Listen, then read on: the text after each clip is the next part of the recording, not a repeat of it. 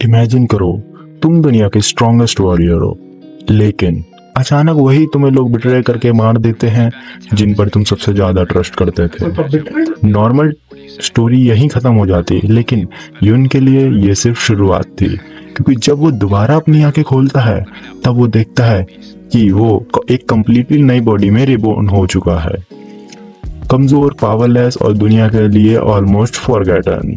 लेकिन एक चीज अलग थी, उसके पास थी SSS rank ability mirror world, एक ऐसी पावर जो किसी भी स्किल को रिवर्स कर सकती थी और सबसे यूजलेस एबिलिटी को भी गॉड टियर डिस्ट्रक्शन में बदल सकती थी।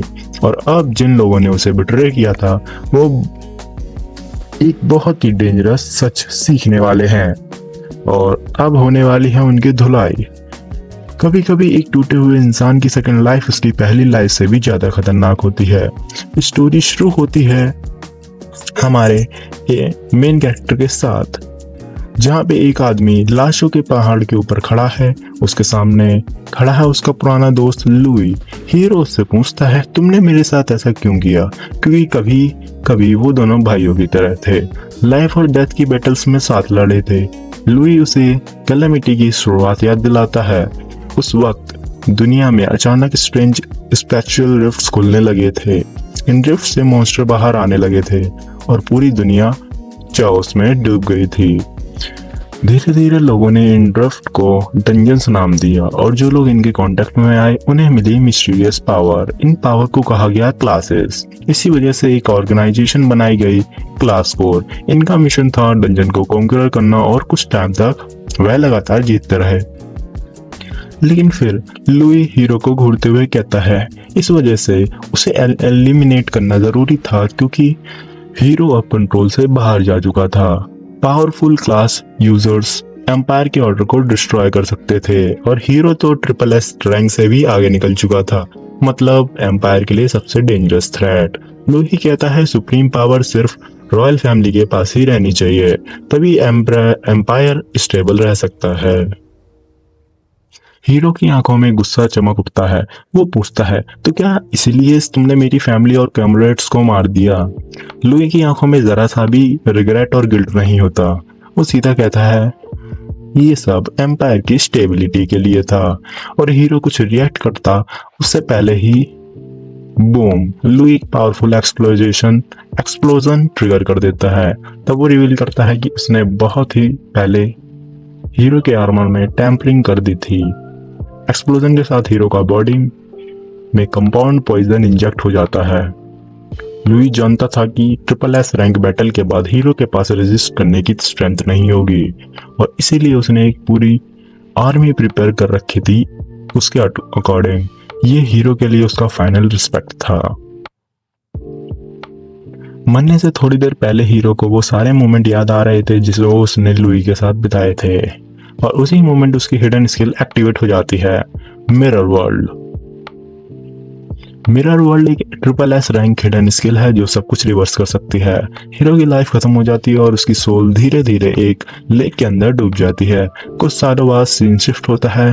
दो लड़के एक तीसरे लड़के को टॉर्चर कर रहे होते हैं। उस लड़के को एक ट्री से बांध दिया गया है और उसका बॉडी लेक के पानी में डुबाया हुआ है।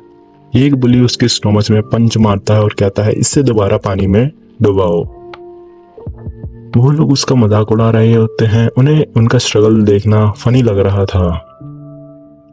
उनका प्लान सिंपल था, उसे पानी से निकालो और फिर दोबारा बीट करो। लेकिन वो लड़का सांस नहीं रोक पा रहा था।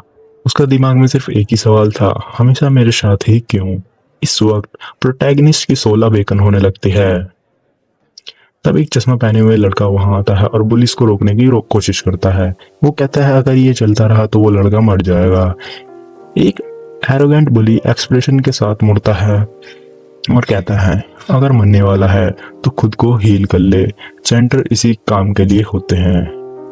फिर वो चश्मिश वाले लड़के को हिपोक्रेट बोलता है क्योंकि वही उन्हें उस लड़के तक लेकर गया था, मतलब अगर वो मर गया तो उसकी गलती होगी। चश्मे वाला लड़का पैनिक हो जाता है और कहता है कि उसने ये सब फोर्स में किया था। बुली और गुस्सा हो जाता है और उसे मारने के लिए हाथ उठाता है। तभी कुछ अजीब होता है, लेक के अंदर से एक पावरफुल लाइट निकलने लगती है। बुली तुरंत डर के मारे भागने लगते हैं क्योंकि वहाँ पे एक डंजन स्पॉन हो गया है। चश्मे वाला लड़का भागता नहीं है और उसका ध्यान उस लड़के पर है जो अभी ही पानी में डूबा है। वो रोप की तरफ दौड़ता है क्योंकि अगर अभी नहीं निकला तो वो सच में मर जाएगा। लेकिन इसी मोमेंट लेक का पानी अचानक गायब हो जाता है और वहाँ से मॉन्स्टर अपीयर होने लगते हैं। चश्मे वाला लड़का जल्दी जल्दी रस्सी खोलने लगता है, लेकिन तभी एक मॉन्स्टर उस पर अटैक कर देता है और उसी सेकंड जो लड़का बंधा हुआ था वो उसके कपड़े पकड़कर उसे अटैक से बाहर खींच लेता है। अपना हाथ आगे बढ़ाता है और एक स्किल यूज करता है, ग्लेशियल इम्पैक्ट। सिस्टम में मैसेज आता है कि फेल्ड, क्योंकि मॉन्स्टर का एचपी ऑलरेडी फुल था। चश्मे वाला लड़का शॉक में आ जाता है और बोलता है तुम मॉन्स्टर को हील क्यों कर रहे हो। मॉन्स्टर दोबारा अटैक करता है। इस बार चश्मे वाला लड़का एक शील्ड समन करता है और लास्ट मोमेंट पर अटैक को ब्लॉक कर देता है। तब प्रोटैगनिस्ट अपना इंफॉर्मेशन विंडो ओपन करता है और वहां लिखा होता है नेम यून क्लास चैंटर। तब उसे रियलाइजेशन होती है ये उसका ओरिजिनल बॉडी नहीं है।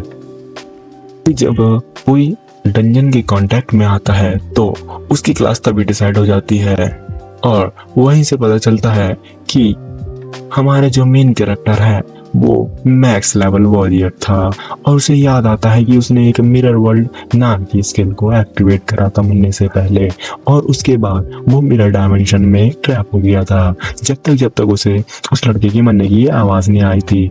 तो वो उस बंदे की बॉडी में आ चुका था और फिर वो उसे थैंक यू बोलता है कि उसे अब एक मौका मिलेगा रिवेंज लेने का। और फिर अपना चश्मे लड़का हेल्प के लिए एडन को बुलाता है और फिर अपना बंदा स्किल्स अपनी चेक करता है कि हाँ उस पर कौन कौन सी स्किल्स है, लेकिन उसकी स्किल जो थी वो सारी की सारी बेकार थी क्योंकि वो एक चैंटर लेवल की स्किल्स थी और उसके पास जो भी स्किल्स थी वो सारी सपोर्टिंग के लिए थी। और उस वर्ल्ड में चैंटर एक काफ़ी ज़्यादा ही बेकार स्किल मानी जाती है और वो मेनली हीलिंग सपोर्ट कंट्रोल के लिए ही बनी थी, जो कि जैक ऑफ ऑल ट्रेड्स थी सपोर्ट के लिए। और वो बोलता है उस वर्ल्ड में जो सबसे पावरफुल क्लास है वो है कॉम्बैट क्लास। और फिर वो बोलता है कि मेरी ओल्ड स्किल्स ही हैं जो मुझे अभी तक बचने दे रही हैं, तो मुझे जल्दी से जल्दी यहाँ से बाहर निकलने का रास्ता ढूंढना होगा। तो फिर उसे अपनी हिडन स्किल दिखती है तो वो सोचता है कि मुझे पता तो नहीं है ये कैसे काम करेगी, लेकिन इसे ट्राई करता है। लेकिन जैसे ही वो ट्राई करता है उसे तो कंडीशन मीट नहीं होती। तो फिर वो सोचता है क्या मुझे ये रिफ्लेक्टिव सरफेस चाहिए स्किल का यूज़ करने के लिए। तो फिर वो एक डीमन के ऊपर यूज़ करता है और फिर वहाँ लिखा आता है इनसफिशिएंट लेवल। तो फिर अपना मेन कैरेक्टर जो है वो सोचता है दोबारा एक और डीमन पे अटैक करने की और उसे पता चल जाता है कि रिफ्लेक्टिव सरफेस ही एक कंडीशन है, लेकिन अब उसके पास एक लेवल इशू था। तो फिर वो बोलता है, जो चश्मे बंदा है वो बोलता है कि अपनी यूजलेस स्किल्स का यूज करना बंद करो। और वो घबरा जाता है, वो बोलता है अब हम गए, हमें कम से कम लेवल 10 का होना पड़ेगा अगर हमें उस एलाइट को डाउन करना है। तो फिर तभी वहाँ पे ओवरलोड आ जाता है लेवल 10 का, जिसको देख करके चश्मे से लड़का जो था वो काफी ज्यादा घबरा जाता है और वो घबरा करके गिर जाता है। और तभी काफी सारे मॉन्स्टर दिखाए जा रहे हैं और वहाँ पे अपना मेन कैरेक्टर की जो स्किल्स है वो भी यूज नहीं हो पा रही थी। और वहाँ पे दिखाया जाता है मॉन्स्टर्स की आर्मी को जो कि खून के पैसे होते हैं। फिर तभी अपना जो चश्मे से लड़का है वो बेहोश हो जाता है और यहाँ पे हमारे मेन कैरेक्टर की स्किल्स किसी काम की नहीं थी और वो सोचता है कि अगर हम इससे किसी और की स्किल्स को रिवर्स नहीं कर सकते क्यों ना हम अपनी स्किल्स को रिवर्स करें। तो उस स्किल्स को वो यूज करता है। फिर उसके बाद वो फ्लैश की तरह सभी धीरे धीरे करके मॉन्स्टर को मारने लगता है। तभी चश्मे से लड़का डेंजर में आ जाता है और अपना मेन कैरेक्टर धीरे धीरे करके मॉन्स्टर को मारता है और वो कहता है क्या ये ट्रू पावर है मिरर स्किल्स की कि जो एक यूजलेस स्किल को भी ओवर पावर बना देती है अगर उसको रिवर्स कर दिया जाए। और वो कहता है अपना मेन कैरेक्टर चुनजिन वो की तरह है सोलो लेवलिंग के। हाँ भाई मुझे तो ये लगता है कि वो बोलता है कि हमारी जो मिरर स्किल है वो सिर्फ इफेक्ट को रिवर्स नहीं करती है, वो हर एक तरीके से उस स्किल को ओपी बना देती है। ओपी समझ रहे हो ना, ओवर पावर्ड। और वो बोलता है कि अगर हम स्किल्स को रिवर्स करेंगे तो जो स्किल हमारा जो सक्सेस रेट है यहाँ से जिंदा बाहर निकलने का वो काफ़ी कम है। फिर वो उसकी स्किल को एक रिवर्स करता है जिसका नाम था ट्रिक ब्लेड, और वो धीरे धीरे करके उससे मॉन्स्टर से लड़ने के लिए रेडी हो जाता है। वो बोलता है कि अब मैं अटैक बूस्ट का यूज करूंगा, और तभी उसका लेवल अपग्रेड हो जाता है। वो बोलता है कि लगता है काफी सारे मॉन्स्टर आपस में ही मिल के मर गए। वो बोलता है चलो अच्छा ही हुआ, मेरा भी लेवल 6 हो चुका है। और वो बोलता है कि मेरी जो माना पॉइंट है वो जैसे ही मैं लेवल अप करूंगा तो रिकवर हो जाएगी। फिर वो अपनी ब्लेड का यूज करने के लिए सोचता है। इसके बाद वो धीरे धीरे करके मॉन्स्टर को मारने लगता है और उसका लेवल और अटैक भी बढ़ने लगता है, जिससे उसका 120% अटैक बोनस बढ़ जाता है। लेकिन उसकी कुछ टाइम लिमिट भी थी, और वो बोलता है कि 2.2 का अटैक इतनी जल्दी, स्किल सही में काफी ज्यादा ही ताकतवर है। फिर वो धीरे धीरे करके फिर से मॉन्स्टर को मारना शुरू कर देता है। वो एक के बाद एक मॉन्स्टर को मारने लगता है। वो बोलता है क्या ये सही में वही आइडिया है? एक लेवल 5 का इंचेंटर, कोई एक लेवल 5 का इंचेंटर इतना ताकतवर कैसे हो सकता है? क्या लेवल 6 पे विद 120 MP एंड 1 MP पर सेकंड रीजन के साथ वो अपना मेन कैरेक्टर धीरे धीरे मॉन्स्टर को मारने लगता है। उसका हमारा जो मेन कैरेक्टर है वो भी लेवल अप होने लगता है। और वो बोलता है कि अब मैं ऐसे लेवल 11 एलाइट को आसानी से मार सकता हूँ। और अपना जो मेन कैरेक्टर है उसके सामने अचानक से एक खतरनाक मॉन्स्टर के मेरा लेवल 21 का आ जाता है, और उसे देख करके तो डीमंस लोग भी डर जाते हैं। और वो धीरे धीरे करके डीमंस को ही मारने लगता है। वो काफी खतरनाक मॉन्स्टर था। वो बोलता है कि इस डंजन में एक लेवल 21 चिमेरा कैसे हो सकता है? और फिर वो अपना मेन कैरेक्टर के सामने दहाड़ मारता है, और अपना जो मेन कैरेक्टर है वो जैसे तैसे बच जाता है वहां से उसके अटैक से। और वो उस पर कंफ्यूजन भी ट्राई करता है, लेकिन अपना जो मेन कैरेक्टर है वो उसे कंफ्यूज नहीं कर पाता क्योंकि वो काफ़ी ज़्यादा स्ट्रॉन्ग मॉन्स्टर होता है। लेकिन उसका चश्मिश दोस्त उसे बचा लेता है शील्ड का यूज़ करके। और वो बोलता है कि फिर उसे अपनी बैक मेमोरी याद आ रही होती है कैसे उसके दोस्त ने भी उसकी ऐसी जान बचाई थी।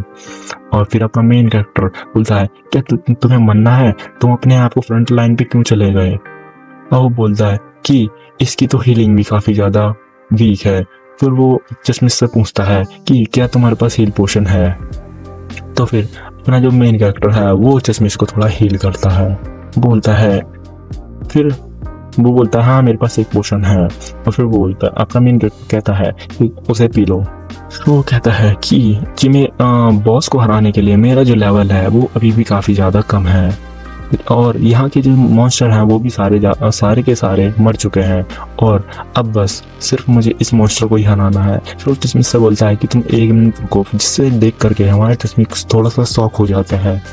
फिर वो अपना मेन कैरेक्टर धीरे धीरे करके मॉन्स्टर को स्लैश मतलब काट डालता है। वो बोलता है अगर मुझे बॉस को हराना है तो मुझे कम से कम 400% का अटैक चाहिए होगा, और ये जो ट्रिक ब्लेड है वो भी सिर्फ 1 मिनट के लिए ही और रुकेगा। तो मतलब हमारे मेन कैरेक्टर को 1 मिनट में उसे हराना था, और अगर मुझे उसे हराना है तो मुझे लेवल 10 का भी होना होगा। फिर जो मॉन्स्टर होता है वो अपने मेन कैरेक्टर पे दहाड़ता है, जिसे देख करके चश्मिश की फट जाती है भाई। और अब अपना मेन कैरेक्टर है वो मॉन्स्टर को मार मार के लेवल 12 का हो चुका था। बोलता है अब मुझे मॉन्स्टर को मारने के लिए जितना स्टैट्स चाहिए थे वो काफी है। फिर वो मॉन्स्टर पे अटैक कर देता है, तभी मॉन्स्टर भी लड़ने लगता है। फिर अपना चश्मिश कहता है क्या मैं सपना देख रहा हूँ? क्योंकि जो मॉन्स्टर होता है चिमेरा वो मर चुका था और वो लेवल 21 का था। वो कहता है कि एक लेवल 5 का चेंटर मतलब अपना मेन कैरेक्टर ने अकेले ही पूरी डंजन को क्लियर कर लिया था। वो बोलता है एडेन क्या ये सच में तुम हो? मैं बोल रहा हूँ कि नाम जो है वो चाइनीज और इंग्लिश में अलग अलग है बट सेम पर्सन है, तो आइडन और यूई सेम बंदे हैं। अपना मेन कैरेक्टर जो है वो चश्मिश को देख करके उसे उसके पुराने कॉमरेड की याद आ जाती है, और वो उससे पूछता है कि तुम्हारा बहनी के ऊपर के साथ क्या रिलेशनशिप है। तभी चश्मिश भैया बोलता है कि तुम मेरी ग्रैंडफादर का निकनेम कैसे जानते हो? और उसी में अपना मेन कैरेक्टर हंस देता है, स्माइल करता है। लेकिन फिर वो एक चीज नोटिस करता है, ग्रेट ग्रैंडफादर। तो फिर वो कहता है कि क्या ये सच में बैनी का ग्रेट ग्रैंडसन है? वो बोलता है क्या ग्रेट ग्रैंडसन ऑफ उस बच्चे का, उस ब्रैट का, वो कहता है कि तुम्हारे ग्रेट ग्रैंडफादर कैसे हैं। और फिर वो सोचता है कि क्या राइट ने उसके सभी चाहने वाले को मार दिया। फिर वो कहता है तुम अभी तक अपनी हाइड कर रखे थे स्ट्रेंथ को, और अब हमें स्कूल वापस जाना चाहिए। वहाँ पे एक स्कूल फील्ड ट्रिप है मॉडर्न हिस्ट्री के लिए। और वो कहता है कि हाँ, अगर हमने स्कूल को स्किप किया तो ये काफी बड़ी दिक्कत होगी, हमें अपनी आइडेंटिटी अभी रिवील नहीं कर सकता। फिर वो लोग चले जाते।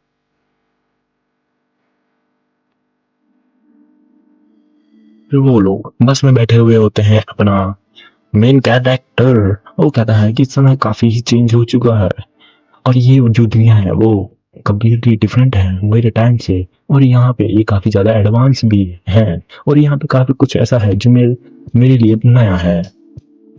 और वो कहता है कि मुझे मॉन्स्टर के ड्रॉप से ये मिला है, उसे कैमेरा बोन मिली होती है जो कि एक रिंग के फॉर्म में होती है, और उसे कुछ बुक भी वगैरह मिली होती है जो कि उसकी इन्वेंट्री में होती है, और उसके पास एक स्किल भी मिली होती है रेजिलेंट फिजिक्स। और वो कहता है कि क्या हुआ था इस दुनिया में जब मैं मर गया। तब हमें स्कूल दिखाया जाता है इनका, और वहाँ का जो टीचर होता है वो बोलता है कि हमारे पीछे रहो, मैं तुम्हें दिखाता हूँ, ये है हमारे supreme ruler of our realm, bright house man, वो किंग जिन्होंने सभी मॉन्स्टर को मारा और ग्रेट रेबेलियन को भी शांत करा। पुराने टाइम पे इन्होंने काफी ज्यादा फाइट लड़ी थी मॉन्स्टर से, और एसएस रैंक डंजन को भी क्लियर करा था। और हमारे जो मेन कैरेक्टर है उसको ये सब पता रहता है कि ये सब झूठ है, क्योंकि असल में कुछ और ही हुआ होता है। और वो बोलता है कि टीचर बोलता है कि हमारा जो मास्टरमाइंड था रिबिलियन, वो था एडन।